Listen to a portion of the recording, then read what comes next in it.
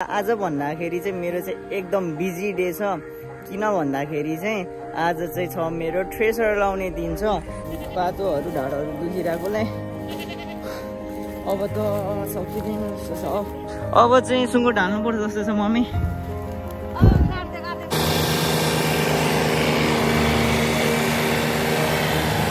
यो वर्षको त यति भयो हैन।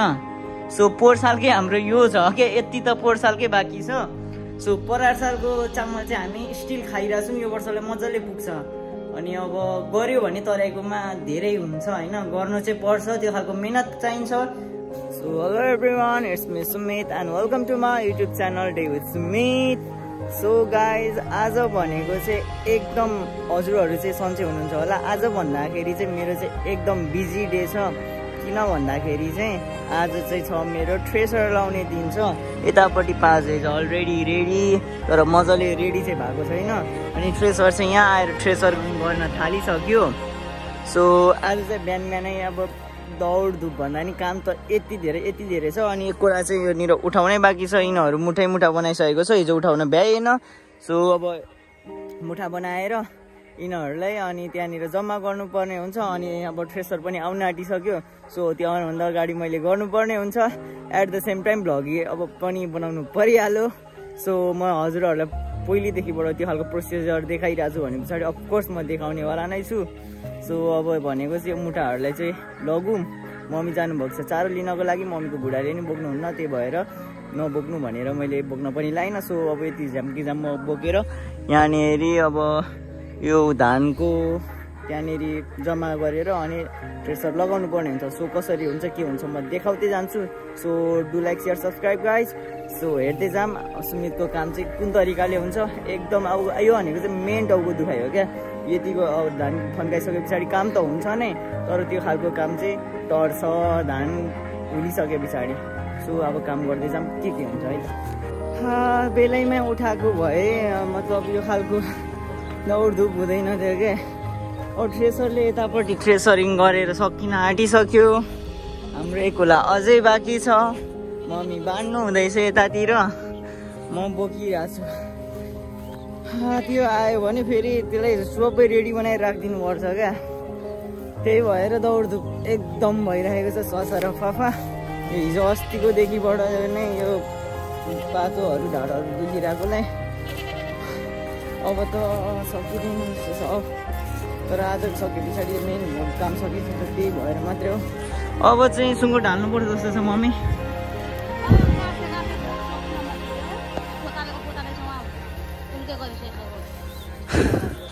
अब यति काम गरिसके पछाडि भनेको चाहिँ सुँगुरको खुट्टाको सुप, सुँगुर सबै झ्याम्की झ्याम बनाउँदै खाने हो। काममा योपालि धेरै भइसकेको छ।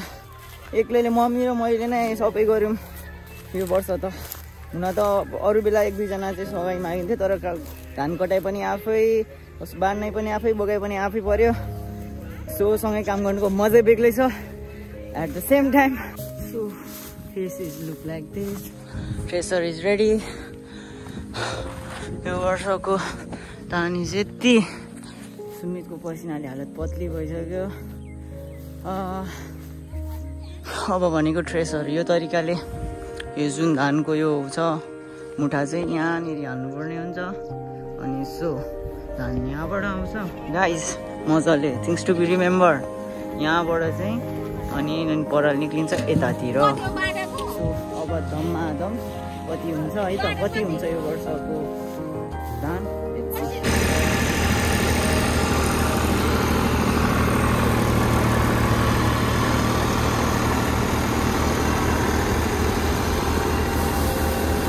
सो यो फाइनल्ली धान पनि थ्रेसर गरेर सकियो। मेन काम सकियो। अनि काम गरेको मान्छेको अनुहार यो खालको हुन्छ। अस्ति रुपाइयाको खालको त्यो थियो, अब अन्तिमको भनेको यो खालको भयो। सो यो खालको यति भयो। अनि यसरी चाहिँ उहाँहरूले चाहिँ यो कस्तो थ्रेसर लाउँदाखेरि कस्तो छ भन्दाखेरि हामीले पैसा चाहिँ दिनु पर्दैन। कस्तो हुन्छ भन्दाखेरि अब यो हाम्रो जुन यो बाल्टी यो बाटा छ, यो बाटाको 15 बाटाको 15 बाटा हामीलाई, 1 बाटा चाहिँ उहाँहरूले लानुहुन्छ। सो एउटा राम्रो यो हो क्या, एउटा हुन्छ नि सबैलाई कृषकलाई पनि सहज हुने गरेर उहाँहरूलाई पनि सहज हुने गरी। सो तराईतिर चाहिँ यो खालको हुन्छ।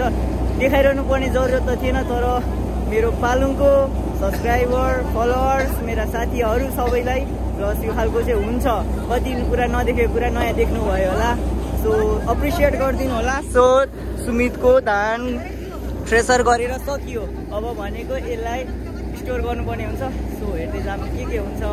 That's the thing guys, here is the working time, एकदम हार्ड वर्क। 5-6 महिनाको त्यो रगत पसिना अनि दुःख कष्ट पीडा त्यो भइसके पछाडि फाइनली आज भनेको चाहिँ हामीले धान पनि पिसाएर सक्यौँ। अनि धान भनेको थ्रेसर गरेर है, थ्रेसर गरेर यो वर्षको यति भयो, यहाँदेखिबाटको यति भयो। Mummy is happy. कस्तो लागिरहेछ मम्मी तपाईँलाई? किनभने 5-6 महिनाको त्यो खालको दुःख कष्ट सबै सकियो पछाडि त हाम्रो सक्यो नि त। के यो वर्षको सन्तुष्टि हुनु त भनिदिनुहोस् हजुर? सन्तुष्टि नहुने कुरै पनि हुँदैन, किनभने त्यो खालको गरिसके पछाडि हुन्छ पनि तराईको ठाउँमा होइन, किनभने फर्टाइल सोइलमा। अनि अब यो वर्षको त यति भयो होइन।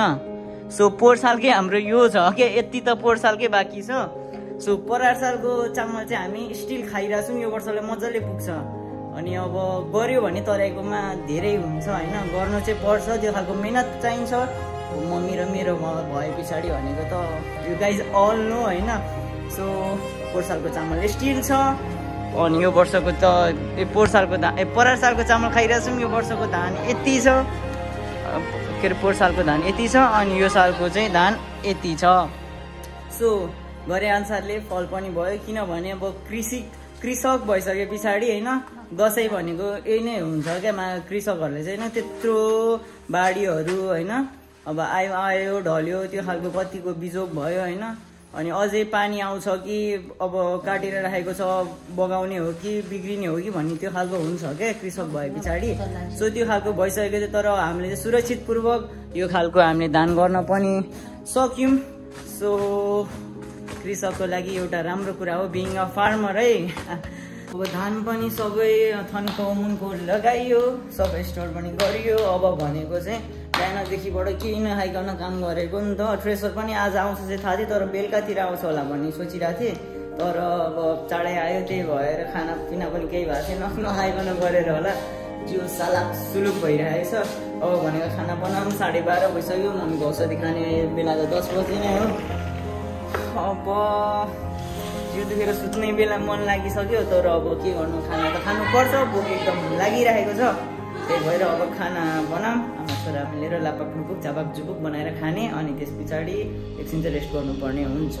So here is the and of the day guys. आजको भनेको फुल अफ वर्क भयो, धानको काम पनि सबै सकियो। अनि त्यस पछाडि भनेको घर आफ्नै मात्र नभएर साथीको पनि धान बोक्न सघाइदिएँ। थ्रेसर लाउन जान चाहिँ भ्याइन, किनभने ऊ पनि मेरोमा आएको थिएन, त्यो पनि हो। अनि के भयो भन्दाखेरि त्यो पनि पुऱ्याइदिएँ। आज मैले 4जना आफ्नो समेत 4जनाको क्या, 3जना छिमेकीको पनि सघाइदिएँ, आफ्नो पनि गरेँ। सो त्यही हो, छिमेकीमा बसे पछाडि गरिदिनु भने पछाडि त अफकोर्स गरिदिनु परिहाल्यो, हाम्रोमा नआइदियो पनि। अनि अब त्यही हो, मौसम अब रात पनि परिसक्यो। अब भनेको सुँगुर चारो दिएर घरको कामहरू सधैँ छ। So here is the and of the day guys. एकदम फुल अफ वर्क त्यो खालकै भयो, केही छैन। सो यहाँसम्म हेरिदिनु भएको छ भने do like share subscribe guys. So काम चाहिँ गर्नुपर्छ, त्यसलाई नै प्रायोरिटी राख्दै आजको भ्लग भनेको चाहिँ कामसँगै रिलेटेड मेरो जहिले नै त्यही खालको हो। So stay tune for another video guys. Love you, take care. आज म रेस्ट एकदम मजाले गर्नेवालामा छु।